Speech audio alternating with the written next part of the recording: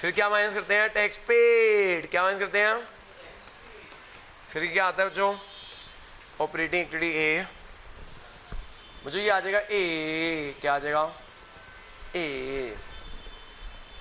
फिर क्या करना है बच्चों, investing activity, cash flow investing activity B, cash flow investing activity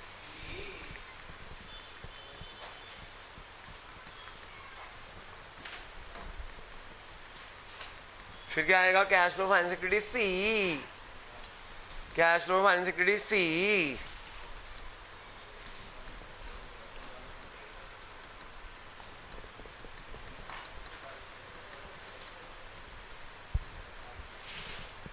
ए प्लस बी प्लस सी,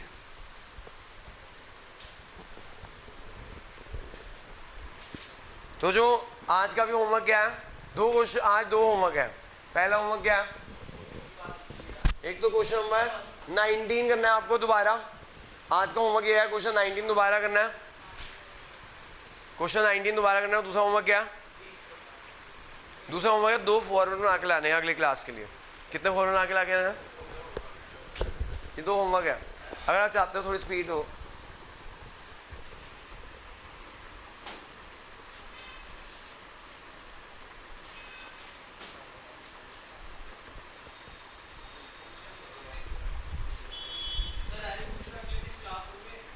हाँ जी सर होगी सर। ये आना जैन कौन है भाई, हैं आना जैन कौन है,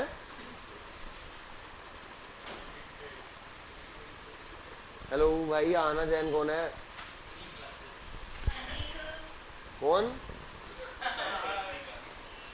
अच्छा अच्छा ठीक है आना, पहचान गया, भूल गया था मैं आपको।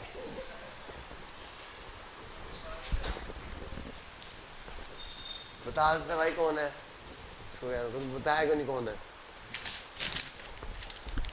हाँ जो अगला क्वेश्चन 19 करेंगे, हाँ जो 19 करने शुरू कर रहे हैं।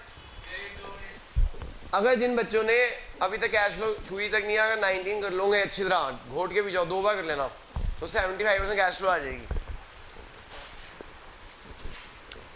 हाँ जी जो पहली एडजस्टमेंट है, एडिशन इन्फॉर्मेशन स्टार्ट करते हैं जो एडिशन इन्फॉर्मेशन से।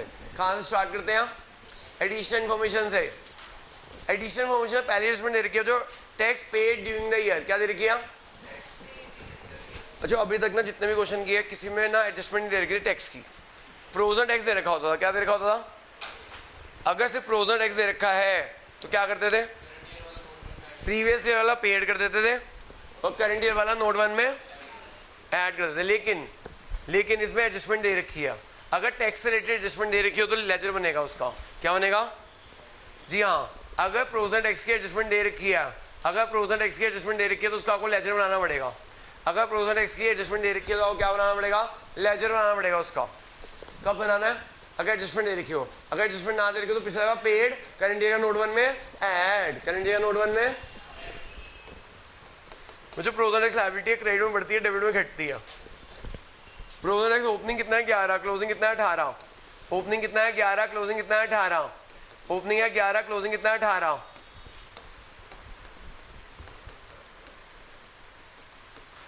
ओपनिंग कितना है 11, क्लोजिंग कितना है 18।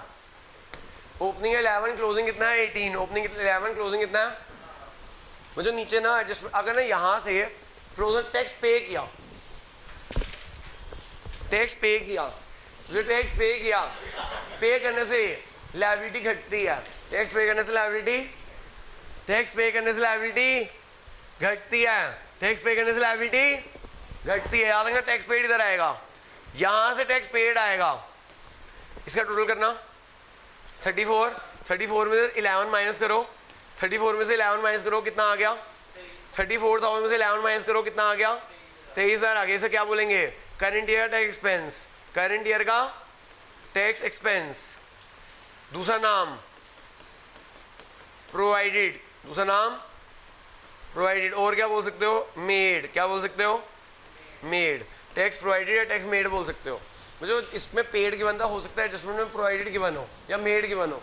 तो मेड गिवन है तो बैलेंस क्या निकलेगा, पेड। क्या निकलेगा, तो अगर एडजस्टमेंट में मेड गिवन है तो पेड निकल जाएगा, पेड गिवन है तो मेड निकल जाएगा। ये वर्किंग नोट्स है। कब बनाना है? जब एडजस्टमेंट गिवन हो, या मेड गिवन हो या पेड गिवन हो। मेड गिवन हो या हाँ जी सर हैरी भाई, ये मेड है वो पेड है। मेड कहाँ जाता है, वो पेड कहाँ जाता है? मेड या प्रोवाइडेड कहाँ जाता है, वो पेड कहाँ जाता है? अभी थोड़ी देर पहले बताया था, 2 मिनट पहले, 5 मिनट पहले, और पिछले क्लास में बताया था, उससे पिछले क्लास में बताया था। हाँ जी, भी बताना जाएगा। मेड कहाँ जाता है? हाँ जी सर, मेड नोट 1 में जाता है। मेड नोट 1 में जाता है, वो करंट ईयर का टैक्स एक्सपेंस होता है ना। मेड नोट 1 में जाता है, मेड नोट, और पेड यहाँ माइनस हो जाता है। टैक्स पेड लिखा हो भाई, देख यहाँ लिखा हुआ टैक्स पेड, तो पेड पेड पे जाएगा। थोड़ा सा किडनी का इस्तेमाल कर, तेरे को पता दिमाग तो है नहीं। हाँ जी, टैक्स पेड, यहाँ लिखा है मैंने tax paid clearly, tax paid यहाँ पे लिखा हुआ है टैक्स पेड। मैं तो कह रहा हूँ ना, किडनी का इस्तेमाल तो करना है नहीं, दिमाग तो है नहीं। हाँ जी, कितना टैक्स पेड? 16,000।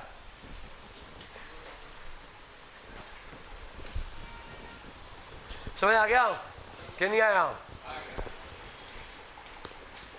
है जो अगली एडजस्टमेंट मशीन अकाउंट किया और एक्यूमुलेटेड डेप्रिसिएशन किया, अगली एडजस्टमेंट मशीनरी अकाउंट किया और एक्यूमुलेटेड डेप्रिसिएशन किया, वो आपको आती होगी। कितने दिन हो गए कराते हुए? पिछले क्वेश्चन में भी कराई थी।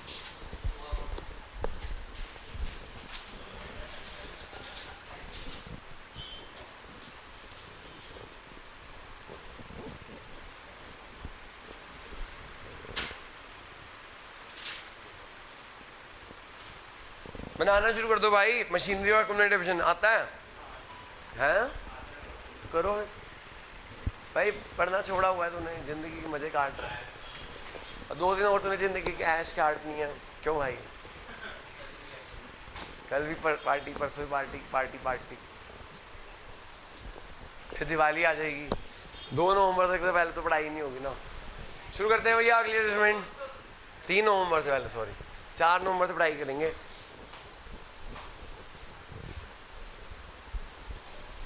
याद हो गया सबका नोट? आ जाओ जी, बनाओ जी मशीन अकाउंट बनाओ, एक्यूमुलेटेड डेप्रिसिएशन अकाउंट बनाओ। आगे से बस जो नया पॉइंट यही था इस क्वेश्चन में, नया पॉइंट यही था, बाकी सारा पुराना है, बाकी सारा ठीक है। मैं क्या कहता हूँ, अगर आप एक क्वेश्चन हाथ से कर लेते हो ना, तो 90% 10% नया पॉइंट होगा कैश फ्लो में। आगे क्वेश्चनों में 90% सेम है। तो अभी भी कह रहा हूँ भैया एक क्वेश्चन हाथ से निकाल लो। हाँ जी, मशीन अकाउंट और accumulated depreciation account, machinery account और एक्यूमुलेटेड डेप्रिसिएशन अकाउंट। और ये चैप्टर आसान है, मुश्किल नहीं है अगर हाथ से करोगे तो। एक क्वेश्चन निकाल के तो देखो। हाँ जी, मशीन अकाउंट, मशीन कितना है?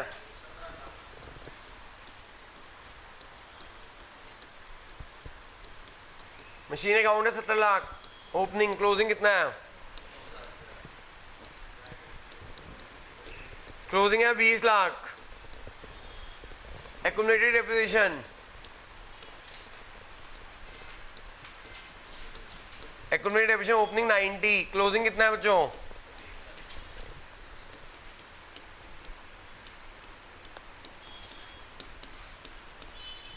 और बच्चे ना यहाँ पे गच्चा खा जाते हैं बच्चों। कॉस्ट लेस एक्यूमुलेटेड डेप्रिसिएशन को क्या बोलते हैं? मैंने बहुत बार बताया, इसे बोलते हैं बुक वैल्यू या रिटर्न डाउन वैल्यू बोल सकते हो आप। बुक वैल्यू या रिटर्न डाउन वैल्यू बोल सकते हो। तो क्वेश्चन के अंदर क्या गिवन है?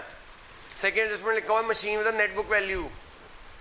नेट बुक वैल्यू दे रखी है 10,000, एक्यूमुलेटेड डेप्रिसिएशन कितनी है? 40, कॉस्ट कितनी हो जाएगी? 50, सेल कितने कर दी? 2,000 में, लॉस कितने का हो गया? 8,000 का। तो इसमें नया पॉइंट यही था कि ना इसके अंदर बुक वैल्यू, अभी तक ना मैं बुक वैल्यू निकालनी होती थी, इसमें बुक वैल्यू गिवन थी, एक्यूमुलेटेड डेप्रिसिएशन गिवन थी, तो ये नहीं कॉस्ट निकाल ली। सेल हो गई 20,000 की, लॉस हो गया 8,000 का। हाँ जी सर, हो गया। तो यहाँ पे ये चीज़ गिवन थी, ये निकाल लिया हमने। तो आपको पता है एक्यूमुलेटेड डेप्रिसिएशन कहाँ ले जाती है? एक्यूमुलेटेड डेप्रिसिएशन मशीन अकाउंट में ले जाती है। एक्यूमुलेटेड डेप्रिसिएशन मशीन अकाउंट में ले जाती है by accumulated depreciation account. 40, sale कितने कर दी?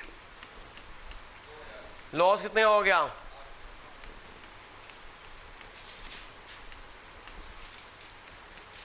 बैलेंस करके आ जाएगा बच्चों,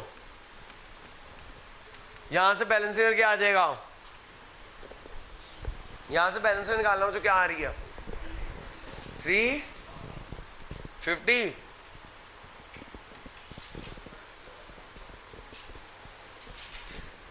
यहाँ से बैलेंस शीट 350 हो रही है, यहाँ से बैलेंस शीट निकालना, करंट की डिपोजिशन 90 आ रही है ना, यहाँ से बैलेंस आ रही है परचेज ऑफ मशीनरी, यहाँ से बैलेंस आ रही है डिपोजिशन, क्या आ रही है?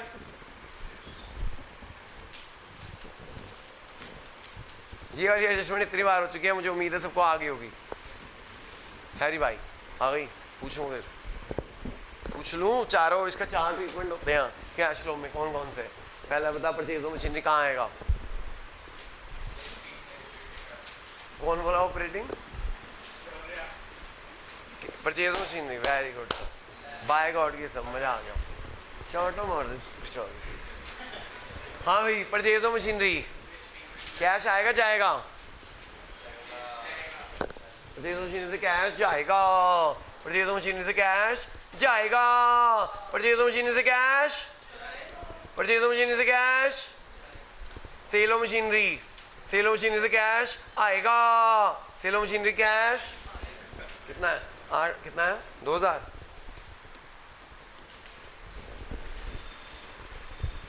हाँ ये अवनीश बाबू सर, एक तो ये करंट की डेप्रिसिएशन है और एक क्या लॉस है, दोनों चीज़ें एक ही जगह जाती हैं, कहाँ जाती हैं?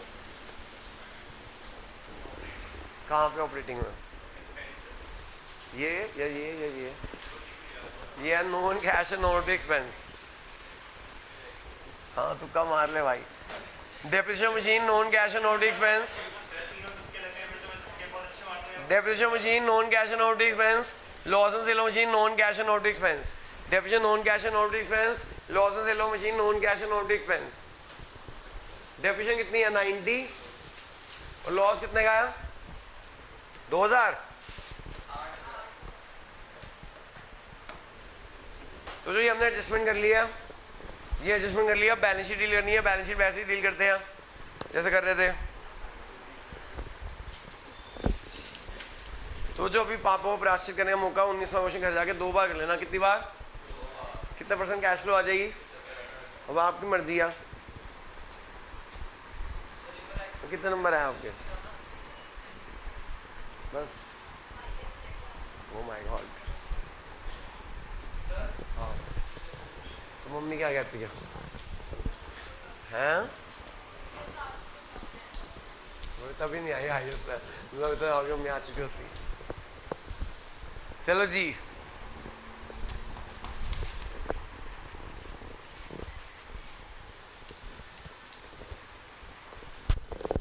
जिन्होंने कर लिया है वो आगे बैलेंस शीट डील करना शुरू करते। सेम है करें भी बैलेंस शीट शुरू। तो शुरुआत करते हैं माथुर साहब से। सही माथुर साहब बताइए, शेयर कैपिटल 14 से 15 लाख हो रही है, कौन सी एक्टिविटी होती है? हाँ, इश्यू शेयर कैपिटल 14 से 15 हो गई। Issue share capital finance activity होती है, issue share capital finance activity होती है, issue share capital finance activity होती है। पैसा आएगा, पैसा मानशी रिजर्व सप्लाई नोट 1 है। नोट 1 में झांका, नोट 1 में देखा surplus, that is statement profit loss 110 से 250 हो रहा है, कहाँ आएगा? रिजर्व सप्लाई नोट 1 है, नोट 1 में स्टेटमेंट ऑफ प्रॉफिट लॉस है 1,10,000 से 250 हो रहा है, कहाँ जाएगा मैडम? ऑपरेटिंग में कहाँ?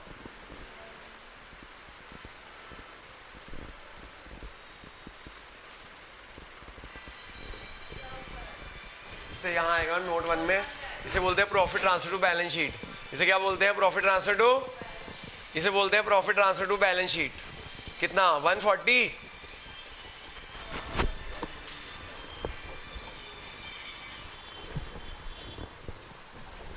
हाँ भी संकित भाई सर, ये भी देखो सेम है। लॉन्ग टर्म बोरिंग 125 से 2 लाख हो रही है। रेजिंग और long term borrowing finance activity same हो रहा है ना सब कुछ। Raising long term borrowing finance activity, raising long term borrowing finance activity, raising long term borrowings,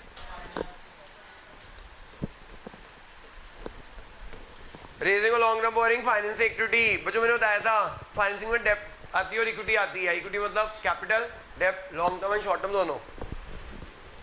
हाँ जी दिव्या मैडम, करंट लायबिलिटी में शॉर्ट टर्म बोरिंग दे रखी है, current liability short term borrowing दे रखी है नोट 2। तो नोट 2 में झांका, नोट 2 में देखो क्या है, बैंक ओवरड्राफ्ट है, क्या है 10,000 से 12,000 हो रहा है, 10,000 से 12,000 हो रहा है बैंक ओवरड्राफ्ट, 2,000 बढ़ रहा है, क्या लिखूँ, कहाँ लिखूँ? हाँ, चाहे लॉन्ग टर्म बोरिंग हो चाहे शॉर्ट टर्म बोरिंग हो, आती फाइनेंसिंग में है। Raising of bank overdraft, finance equity, raising of bank overdraft, raising of bank overdraft, finance equity, raising of bank overdraft, चाहे लॉन्ग टर्म बोरिंग हो चाहे शॉर्ट टर्म बोरिंग हो, दोनों फाइनेंसिंग में आएगी। तो bank overdraft short term boring है, financing में आएगी। हाँ जी मैडम, रिया मैडम, शॉर्ट टर्म रोजन नोट 3, जब वो तो डील कर चुके हैं। नोट 3 है शॉर्ट टर्म रोजन, शॉर्ट टर्म रोजन नोट 3 में प्रोविजन टैक्स था, वो डील कर चुके हैं। नोट 3 प्रोविजन टैक्स था, वो डील कर चुके हैं। आगे चलते हैं। एसेट्स, एसेट में नॉन करंट एसेट में फिक्स्ड एसेट है, फिक्स्ड में टेंजिबल एसेट है। नोट 4 है, नोट 4 में मशीनरी और इक्विपमेंट डेप्रिसिएशन डील कर चुके हैं। मतलब नोट 5 में ना इनटेंजिबल एसेट है, इनटेंजिबल एसेट का नोट 5 में देखो उसमें करेक्शन है, उसमें करेक्शन है। वो नोट 5 में देखो पेटेंट्स है ना, वो गलती से 1/12 को काट के तीसरा कर लो। सब पीछे नोट 5 में देखो, नोट 5 में पेटेंट्स है, नोट 5 में पेटेंट्स है, 1,12,000 को काट के तीसरा कर लो, करेक्शन है, 1,12,000 को काट के तीसरा कर लो, तो पेटेंट 30 से 50 हो रहे हैं, पेटेंट 30 से 50 हो रहे हैं, 30 से 50 हो रहे हैं patents. Intangible asset, patent is पिछले क्वेश्चन बताया था कि इनटेंजिबल से घटे तो एमोटाइजेशन, पिछले क्वेश्चन बताया था अगर इंटेंजिबल से घटे तो एमोटाइजेशन और बढ़े तो परचेज, बढ़े तो पेटेंट बढ़ रहे हैं, पेटेंट बढ़ रहे हैं। Purchase of patent is investing activity, purchase of patent is investing activity. पिछले क्वेश्चन बताया था अगर इंटेंजिबल से बढ़े तो परचेज होता है, पिछले क्वेश्चन बताया था इंटेंजिबल से बढ़े तो परचेज होता है। तो एक करेक्शन है, 1/12 काट के 30 कर लेना, 30 से 50 हो गया 20,000, 30 से 50 हो गया। Purchase of patent is investing activity, purchase of patent is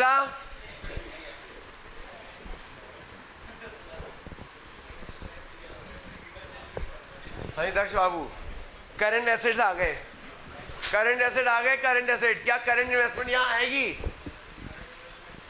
क्या यहाँ आएगी? कहाँ जाएगी? यहाँ नहीं, यहाँ नहीं, कहाँ जाएगी? सच मैंने बताया था कहाँ जाएगी, बस क्या तो भी धोखेबाज निकला भाई। हाँ जी, current investment cash and cash equivalent में जाती है, कहाँ जाती है? ओपनिंग में ऐड हो जाती है, क्लोजिंग में ऐड होती है, बाद में करेंगे। इन्वेंट्रीज, डिक्रीज इन्वेंट्रीज, इन्वेंट्री एक ऑपरेटिंग करंट एसेट है, इन्वेंट्री एक ऑपरेटिंग करंट एसेट है। डिक्रीज इन्वेंट्री यहाँ आएगी जी, डिक्रीज इन्वेंट्री कैश आएगा, डिक्रीज इन्वेंट्री से कैश, डिक्रीज इन्वेंट्री से कैश, डिक्रीज इन्वेंट्री से कैश। ट्रेड रिसीवेबल्स 23 से 26 हो गए, ट्रेड रिसीवेबल्स 23 से 26 हो गए। Increase in trade receivables, increase in trade receivables से cash, increase in trade receivable debtors और बीआर को कहते हैं। जब करंट एसेट बढ़ते हैं तो कैश जाता है।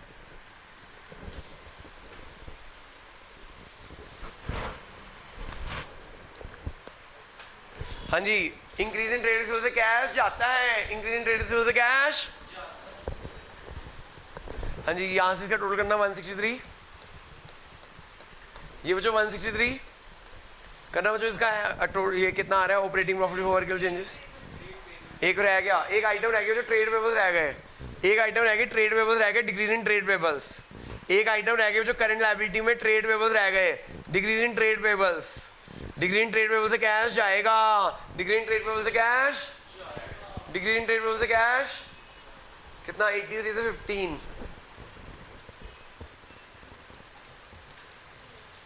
68। डिक्रीज इन ट्रेड पेबल्स से कैश जाएगा, डिक्रीज इन ट्रेड पेबल्स से cash, decrease in trade payables से कैश करना जो कितना आ रहा है ये, और प्रॉफिट बिफोर वर्किंग चेंजेस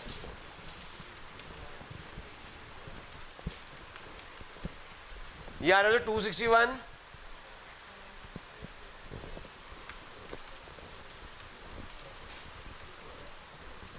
212 में 16 गए, 196A, 196A,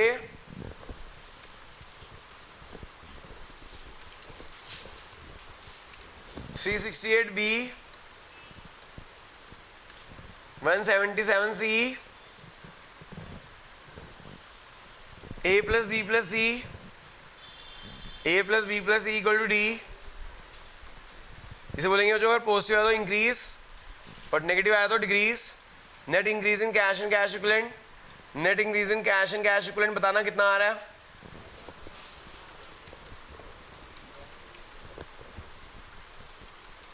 5000 कितना आ रहा है? 5000 आ रहा है जो net increase in cash and cash equivalent, net increase in cash and cash equivalent आ रहा है 5000। क्या ऐड करेंगे इसके अंदर? Opening cash and cash equivalent add कर दीजिएगा। Opening cash and cash equivalent कितना है?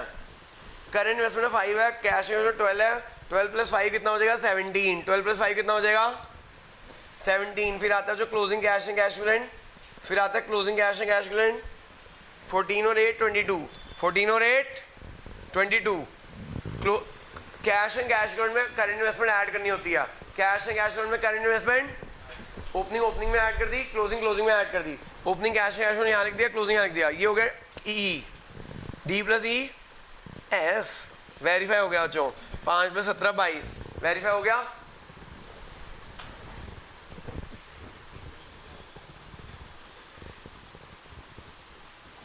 बच्चों क्वेश्चन ना 8 नंबर का आता है कैश फ्लो का, 6 नंबर का प्रैक्टिकल और 2 नंबर की थ्योरी। हमें साथ साथ थ्योरी भी करनी है, हालांकि थ्योरी हमने साथ साथ की भी है। मैंने बताया पहली क्लास में कराया था cash flow, what is cash flow statement. फिर कराया था कैश फ्लो ऑपरेटिंग एक्टिविटी की डेफिनेशन 1 नंबर की आ सकती है, कैश फ्लो इन्वेस्टिंग एक्टिविटी की डेफिनेशन 1 नंबर की आ सकती है, कैश फ्लो फाइनेंसिंग एक्टिविटी की डेफिनेशन 1 नंबर की आ सकती है। वो जो डेफिनेशन कराई हुई है cash flow statement, cash flow operating activity, cash flow investing financing, याद कर लेना, हो सब 1 नंबर में आ सकती है। इसके अलावा जो एक क्वेश्चन बहुत आ रहा है आजकल हॉट है, हॉट्स। हॉट्स की फुल फॉर्म होती है higher order thinking skills. Time मत देखो सर, जितना कल कराया उतना तो कराना पड़ेगा। हाँ जी देखिएगा, higher order thinking skills question आता है बच्चों इसके ऊपर। क्या आता है क्वेश्चन?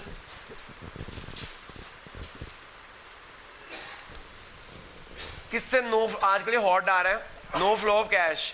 इनफ्लो आउटफ्लो तो आपको पता है, मैं साथ साथ बताता जा रहा हूँ। देखो पैसा आ रहा है तो इनफ्लो, पैसा जा रहा है तो आउटफ्लो। पैसा आना इज इनफ्लो, पैसा जाना इज। तो आपको ना ऐसे 4 पर ट्रांजेक्शन दे रखी होती है, उसमें पूछते हैं इनफ्लो हो रहा है, आउटफ्लो है, नो फ्लो हो रहा है। बच्चे इनफ्लो आउटफ्लो तो पहचान लेते हैं, नो फ्लो नहीं पहचान पाते। देखो जो नो फ्लो में 2 आइटम आपको पहले भी लिखवा रखी हैं, 2 आइटम 3rd क्लास में लिखवाई थी। एक आइटम क्या लिखवाई थी? Issue of bonus share result in no flow of cash, आपको याद होगा। Issue of bonus share result in no flow of cash. दूसरा, अगर आपने कोई एसेट खरीदा और शेयर इशू कर दी है तो नो फ्लो ऑफ कैश, इसे बोलते हैं issue share other than cash. Issue share other than cash, no flow of cash. इसके अंदर हम क्या होता है, या तो हम एसेट खरीदते हैं या कोई बिजनेस खरीदते हैं, या अंडरराइटर्स को या प्रमोटर्स को शेयर्स दे देते हैं। कोई एसेट खरीदो और शेयर इशू कर दो या डिवेंचर इशू कर दो, शेयर्स एंड डिवेंचर्स लिख देना। Shares and debenture other than cash, that is fix asset purchase करना, इसके against, that is fix asset purchase करना। लैंड खरीदना, बिल्डिंग खरीदना, मशीनरी खरीदना, और शेयर्स और डिवेंचर दे देना।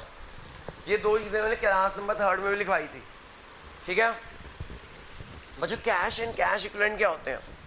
कैश तो तुम्हें पता है क्या होता है, कैश इक्विवेलेंट क्या होता है?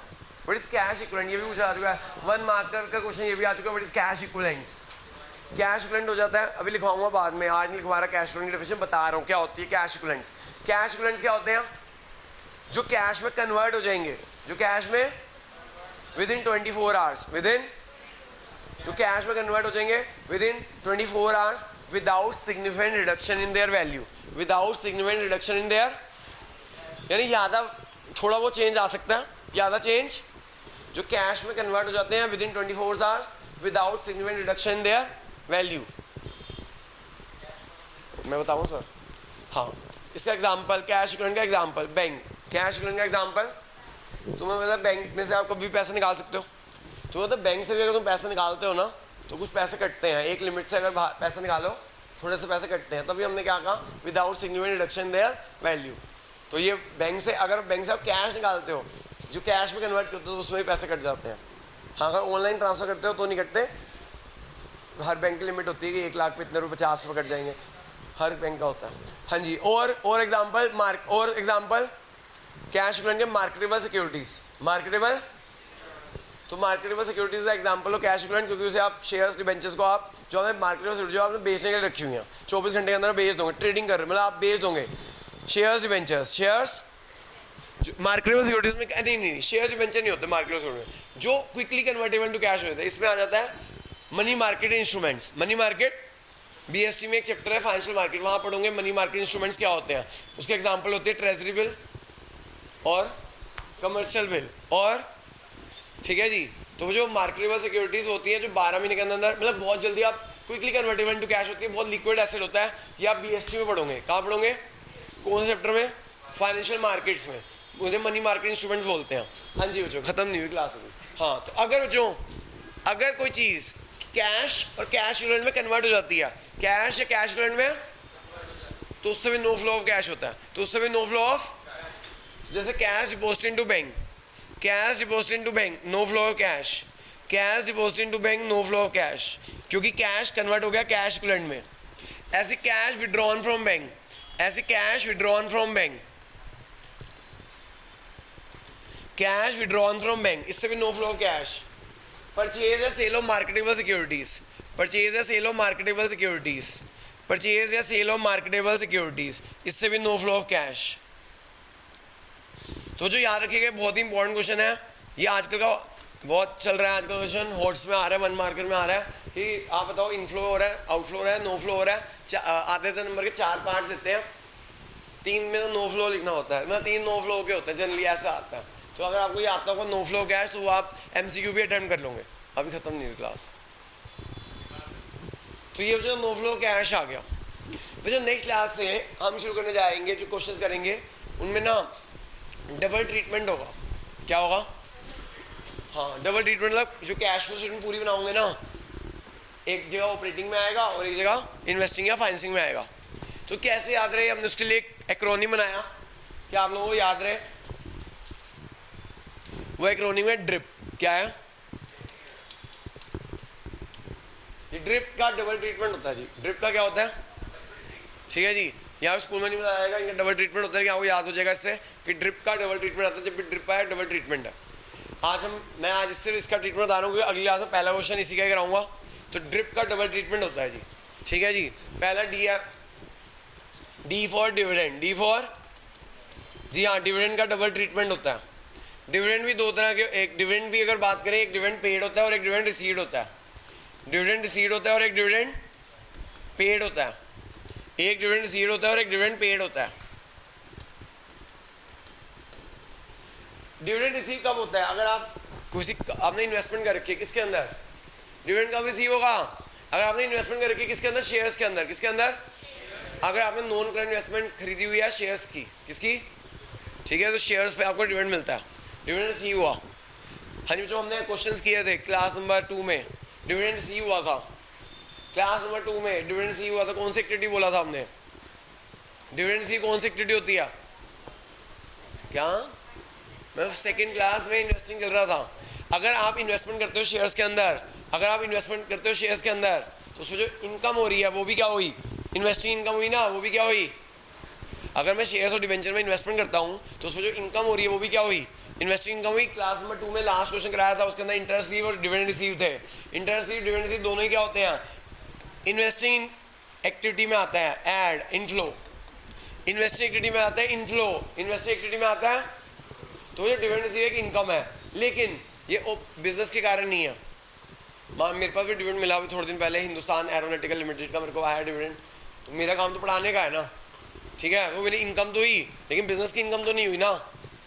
कौन सी इनकम हुई? इन्वेस्टिंग इनकम हुई। जो इन्वेस्टिंग इनकम होती है, फाइनेंसिंग इनकम होती है, उसे क्या बोलते हैं? नॉन ऑपरेटिंग इनकम बोलते हैं। क्या बोलते हैं? तो नॉन ऑपरेटिंग इनकम कहाँ आती है? वो जो आपको याद होगा हेडिंग में cash flow from operating activity निकालते हुए ऐड करना होता है नॉन कैश और नॉन ऑपरेटिंग एक्सपेंस, और लेस करना होता है नॉन कैश और नॉन ऑपरेटिंग। तो यहाँ पे बच्चों ये दूसरा ट्रीटमेंट इसका, नॉन कैश और नॉन ऑपरेटिंग इनकम में सब्ट्रैक्ट हो जाएगा। ये नॉन कैश और नॉन ऑपरेटिंग इनकम में सब्ट्रैक्ट हो जाएगा, नॉन कैश और नॉन ऑपरेटिंग इनकम में सब्ट्रैक्ट हो जाएगा। तो याद रखिएगा बच्चों, अगर आपको डिविडेंड रिसीव ऑन इन्वेस्टमेंट लिखा आता है, डिविडेंड रिसीव लिखा आता है नीचे एडजस्टमेंट में, तो उसका डबल ट्रीटमेंट होगा। क्या ट्रीटमेंट होगा? एक तो इन्वेस्टिंग एक्टिविटी में ऐड हो जाएगा, ये तो मैंने आपको पहले सेकंड क्लास में कराया था, dividend receive is investing activity. और दूसरा नॉन कैश और नॉन ऑपरेटिंग इनकम माइनस हो जाएगा, क्योंकि dividend is not operating income, is non, तो इन्वेस्टिंग इनकम, तो जो investing income non operating income, समझ आ गई बात? या जो financing income non operating income. वो जो दूसरा है आपका ये ट्रीटमेंट था, ये क्या था? ट्रीटमेंट। ये भी क्वेश्चन आ सकते हैं